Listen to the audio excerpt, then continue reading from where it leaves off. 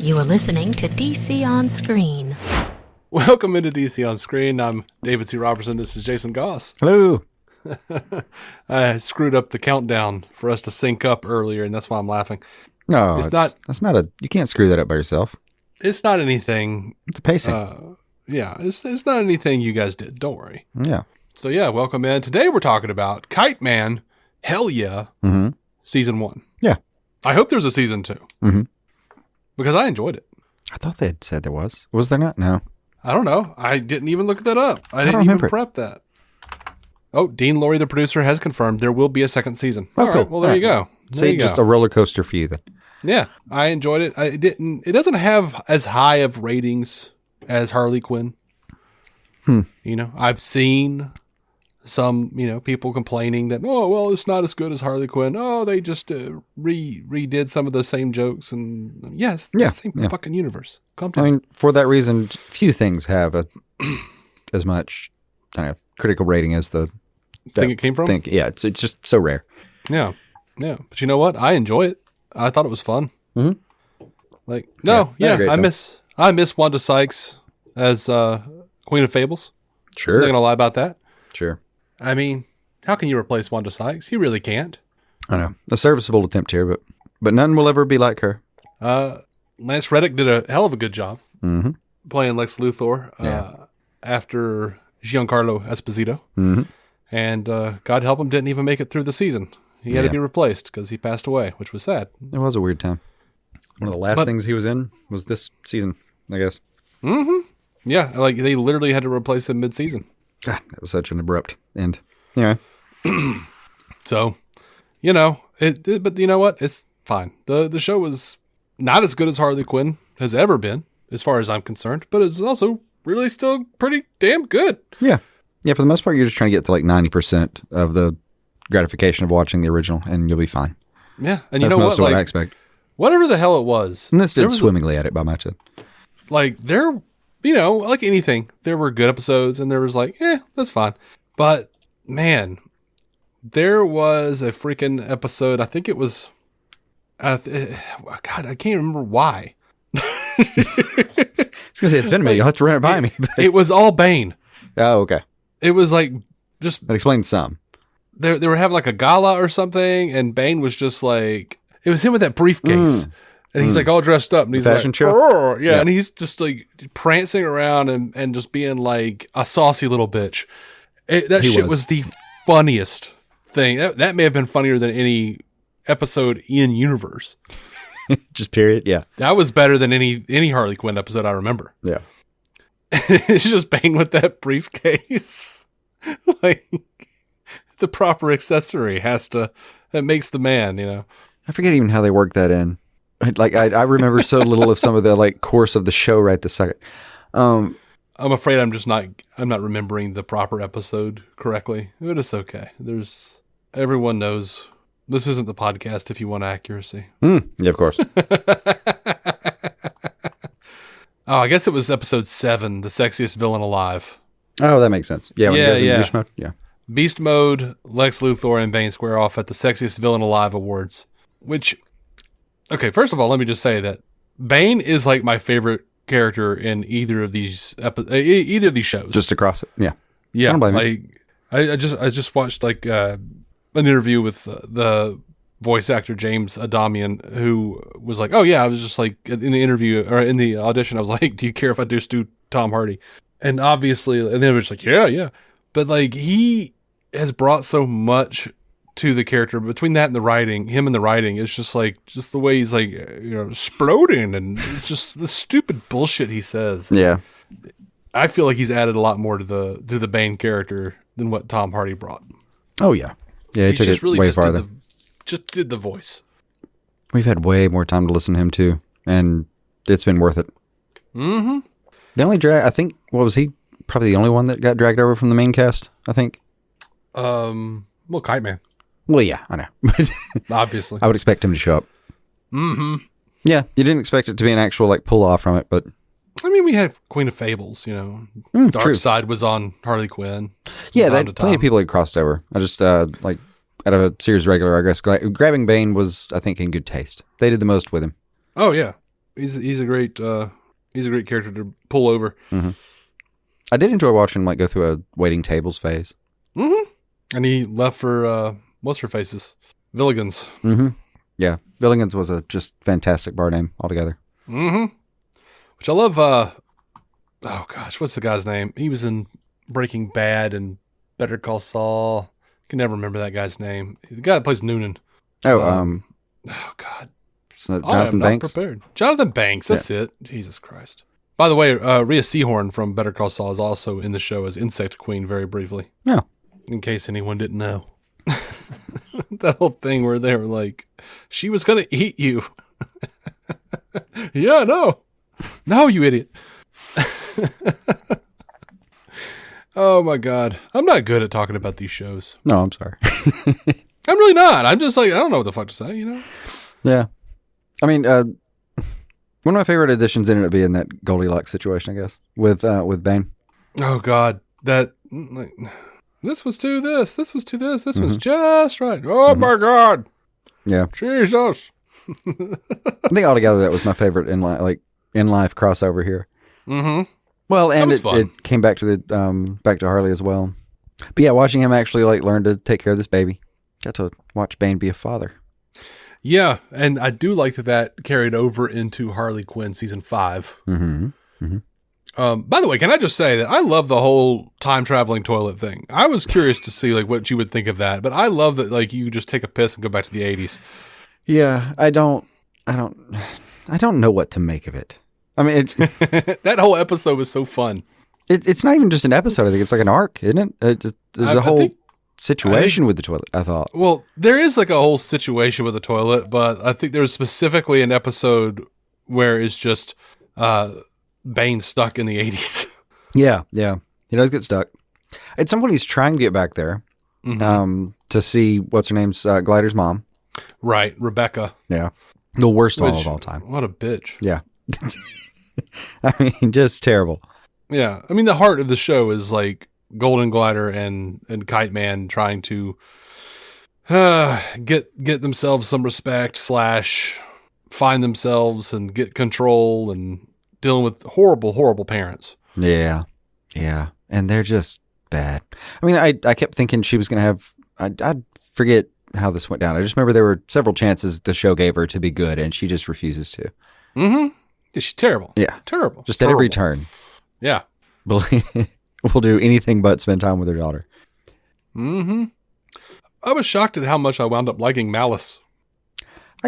I guess I wasn't entirely shocked by how much I liked her, but I did. I really did like her. And I was also not at all shocked by how much I never liked Six Pack. Yeah. That character was just a creepy little douche. Ha ha ha. I'm drunk. Yeah. That's the only joke for that one. Yeah.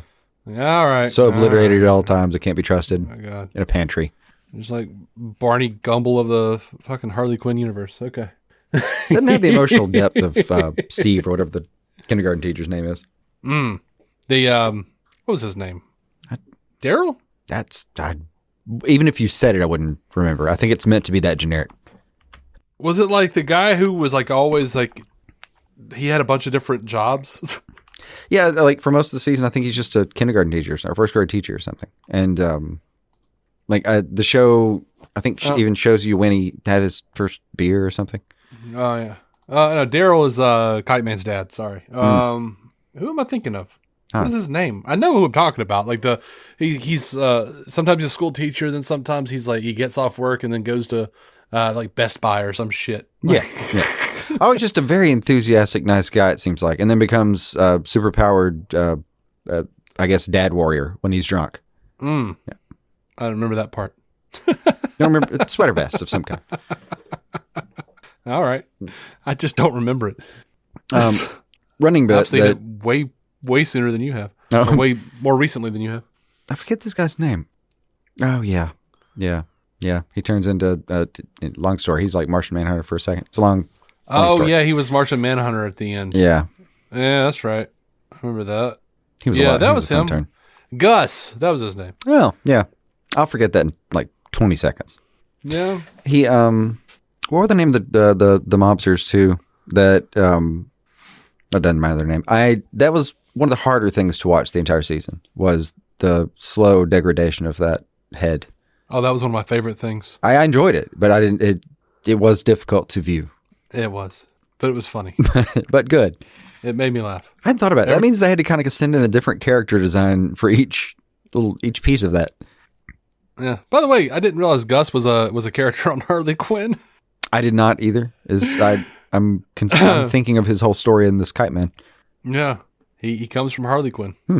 He was a kindergarten teacher / goon for hire on Harley Quinn. He had poison ivy strapped down to a table. He's like wearing like a environmental suit.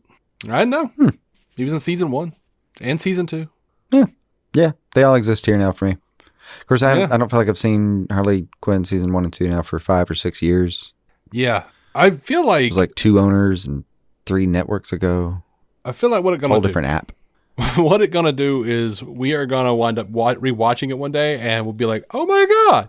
And the world will be opened up to us. And we'll be like, they did such a better job of world building than I even thought they did. Probably. Especially with the second season of that. Now we're in Metropolis of the other one. Mm-hmm. I'm realizing they ended with some magic shit going on I'm not sure what the cliffhanger was for Kiteman.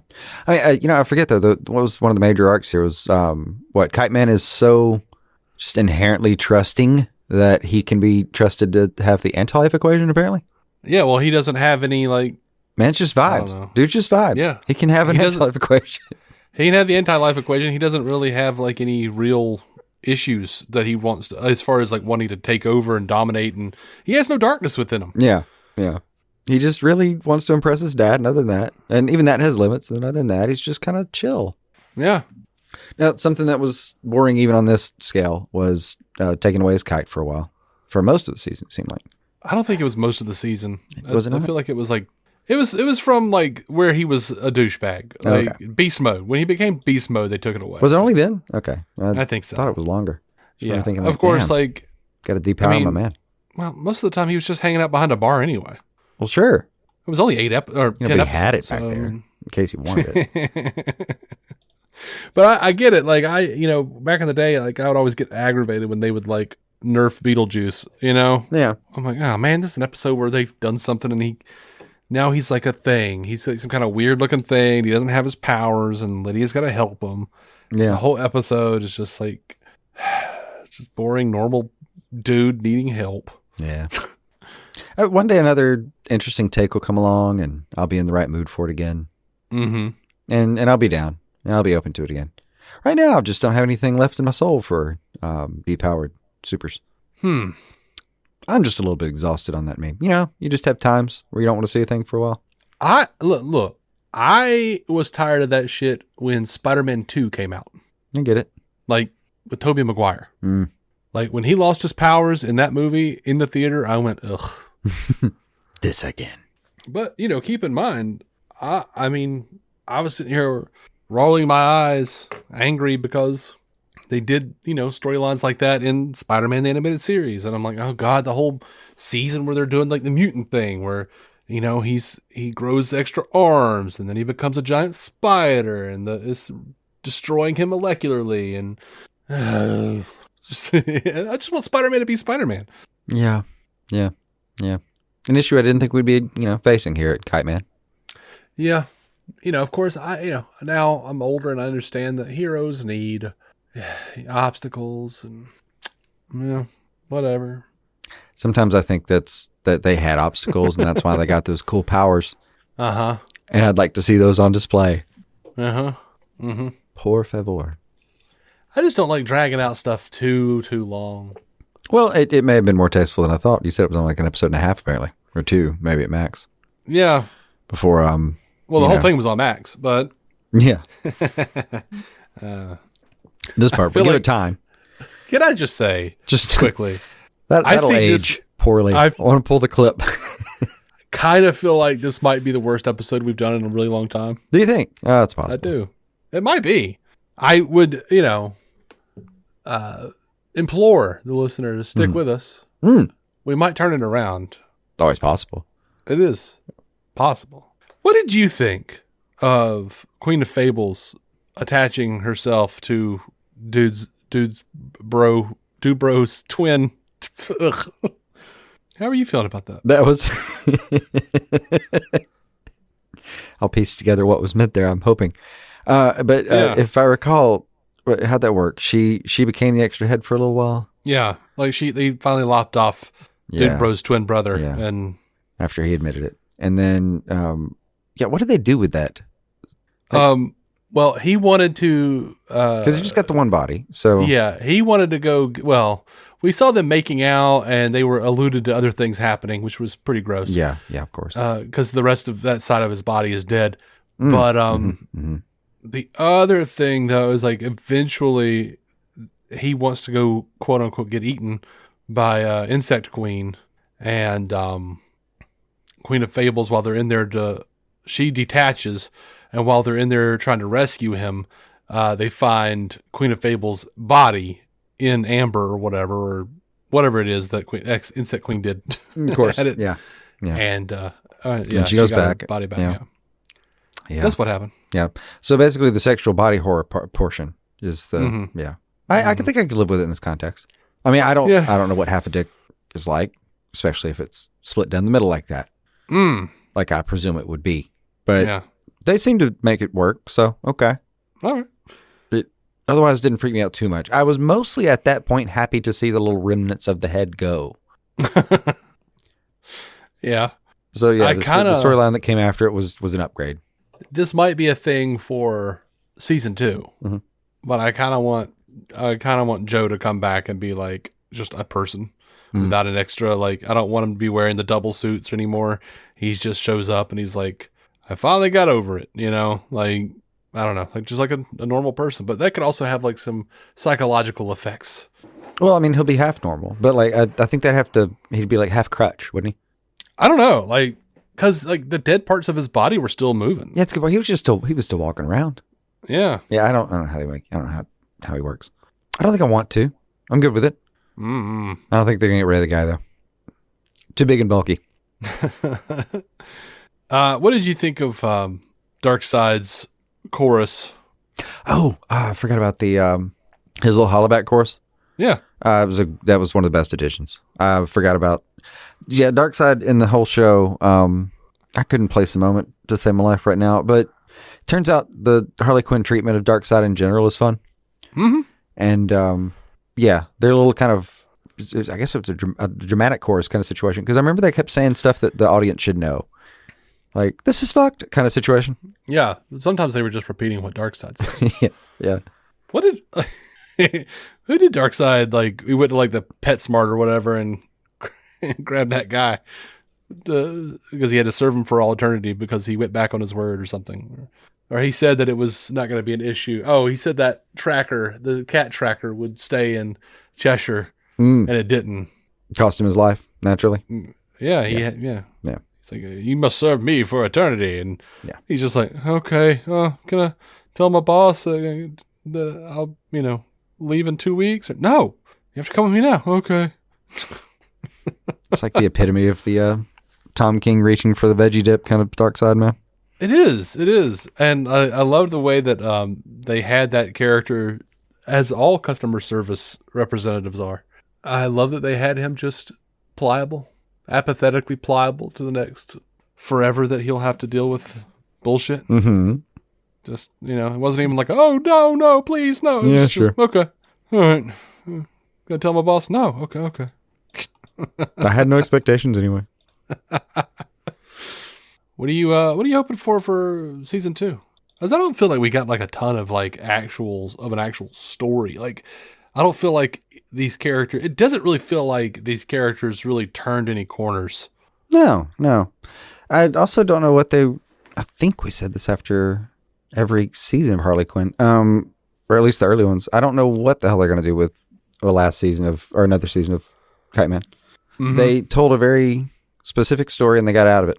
Like, I think at the end of this, at like the end of episode 10, they literally fly off into the distance together. This could have been not picked up and it would have been fine. I think so. What also has me a bit, stymied is, what the fuck do you do? What do you upgrade from anti-life equation? You go smaller. You tell a more quiet tale. Yeah. But that's also got me, like, what do you do? A more quiet tale about a young couple that just wants to get married and maybe start a small family business, because they did that too. Yeah, they did. I want to know more about the time travel toilet, and I want to know more about Golden Glider's powers, where they come from, and how she learns to control them. That is true. We did not talk much about her powers. She can fuck some stuff up. Mm-hmm. I think that's all there is to say about him, though. Like, when she turns on, everyone in the vicinity just closes their eyes and hopes they're there on the other side of it. But, I don't remember or that'd really quick. I don't remember them really giving a comeuppance to her mom. No, I mean, I don't think that's going to get any better. I think we're pretty fucked there. And the mom storyline kind of moved its way into Bane a little bit, which means we can play with it wherever we want to. And they clearly liked the mom character, and she is an interesting character.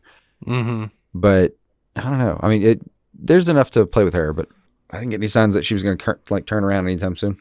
Yeah, no, I just is she is there a possibility of hope that we can get rid of her, or take her down a notch? Yeah, I don't know. She's also kind of slick. I think she's pretty much going to avoid consequences the rest of her life. I see her as one of those types. Yeah, well, I mean, I just want like Glider and Kiteman's parents to be slapped around a little bit. One, I kind of feel like they need to wind up together. Oh yeah, that would be great punishment. Yeah, in some way. It'd be a win to watch, not to be a part of. Sure. With Glider, we have seen a live version of Glider before, but I don't remember what they even said she could do in the show there. But God, I thought I remembered versions of this where she just had skates and she was basically like, it was kind of like Iceman, but with gold for whatever reason. It didn't seem all that powered. It was just kind of acrobatic and for some reason metallurgical or alchemical, whatever the fuck you want to call it. But yeah, in this thing, she's got like a whole inside spirit demon situation that's a huge upgrade. I mean, she certainly didn't have those powers in the live action Flash show that they just finished making. Dear God, no. Although they could have. I really liked, I remember her name for a while. I haven't seen that actress in a while either. Yeah, check this out. Lisa Snart is a figure skater known by the alias Lisa Starr, who has help in her career from her secret coach and lover, The Top, a foe of Barry Allen / The Flash, who dies after being injured in a battle with him. Furious over his death, Snart vows revenge, adopting an orange ice skater's costume, a mask, and ice skates, which create their own ice flow, which allow her to effectively skate on air. She also has diamonds and jewels that can be used as explosives or hypnotic devices. The Golden Glider seeks revenge against Alan for several years and frequently collaborates in her heist with her brother, who is very protective of her. Yeah, that ain't this character. No. Okay. So they went way overboard with her here, which is fun. Yeah. I think it's about the only time they're going to get away with it, though. You can't do that with Kiteman. I'm not going to buy that. Mm-hmm. You gave him superpowers and he just turned into a Chad. It says the New 52, she is dying of a brain tumor. She survives the tumor being removed. Then she mysteriously appears in South America, going by the name Glider and wielding metahuman abilities. Okay. So I'm sure they grabbed some shit from the New 52. Just bitten by a golden spider in the hospital. She's bitten by a golden tendril. Yeah. We don't know what kind of tendril, but damn it. You know, the in this version, the golden tendrils remind me of the crimson bands of Sidorak from Marvel, from Juggernaut or whatever. I think that was what made his costume. It's another scene in the background with the poor chorus filling in sentences. It's the kid from the so-and-so. Kelly looks back at him it's a wonderful bit. Mm-hmm. I do like Decide about as much as I ever do here. Oh, yeah. I think it was Phil Lamar, wasn't it? Probably. What isn't Phil Lamar? So many things. Oh, I happened to click the scene you were talking about with the pet store. Oh, yeah. Yeah, Phil Lamar was... Yeah, a refund doesn't give him my anti-life equation, does it, Brandon? Brandon. Mm-hmm. I said Adam. I don't know. Oh, man. Still enjoying Jim Rash as the Riddler from time to time here. Oh, yeah, I forgot he was snuck in. Yeah, I feel like they just call him in for like a half hour every season at this point, but it's great. Just him and Clock King being just the most catty and hateful gays ever. Mm-hmm. Mm-hmm. Or should I say Cock King? I think they made that joke in the show. Did they already? Yeah. I think they did. I think you have to lead with it in that show. It's only a matter of time. Yeah. Oh, something that I remember joking with you about before you even got to it. It kept cracking me up in this one, as violent as some of the scenes with Glider get, especially those. How they would just like cover her in just fields of blood and then blur it too. Like it would be nudity, gallons of blood, and then blurs. I was like, at some point, you're just blurring a giant red portion of the. I don't think I could distinguish anything even if you had this undone. I always just think it's funny that they blur any of it because of how much they curse. Yeah, true. And Also, how filthy the humor is. I'm just like, it's just easier. why are you even bothering to blur, Harley's tits or all the blood? Like, who cares? I've always assumed it's not even a censorship thing. It's just way funnier to blur it at this point. It might be. The blur over the, bloody boobs made me laugh every time. Mm-hmm. And you're right. It always kind of stands out in the show like, okay, that we're being coy about. That's great. Yeah. I just watched a man decapitate over his brother's shoulder for several episodes. You opened the season with, a kind of bloodshed that I don't know that I've seen on television really in some time. Mm-hmm. Like just an entire anatomy lesson over and over again. And they just kept happening. It's a very bloody show. Oh yeah. Yeah. As is, it's, the series that sired it. Mm-hmm. I sure realized they have a doomsday clock in the basement at Noonan's. You just realized that? Yeah. I don't know why. It's back there. It's on the scene. They're there in the basement doing something. I just clicked around again, but is that referenced somewhere? Because I don't think I ever caught it when it was there. I think I saw it, but I'm pretty sure I saw it, but I don't remember it being actually referenced in any real way. The doomsday clock I get. I don't understand the doomsday fan next to it. It's just a wireframe fan. That's funny. And weird. I don't know that I get it, but it's funny. Not a clue. All right. I think that's all I've got on the show, man. I enjoy it. I thought it was funny. Mm-hmm. Yeah, I did too. I'm down for looking forward to a two, second season. Yeah. Not a clue what it's going to look like. Yeah. And I love that it's, lined up with Harley Quinn. Like stuff from Kiteman is carrying over to Harley Quinn. Mm-hmm. And we'll talk about Harley Quinn season 5 when we're done with that. Sorry this one came in so late. It took me forever to watch it. Mm. And part of that is just because I knew I wasn't in the mood for it and I didn't want to dislike the show. It is worth it when you actually sit down for it. Yeah. So anyway, if you feel like it, give us a peek over at patreon.com/DC on screen. We do put up exclusive episodes from time to time.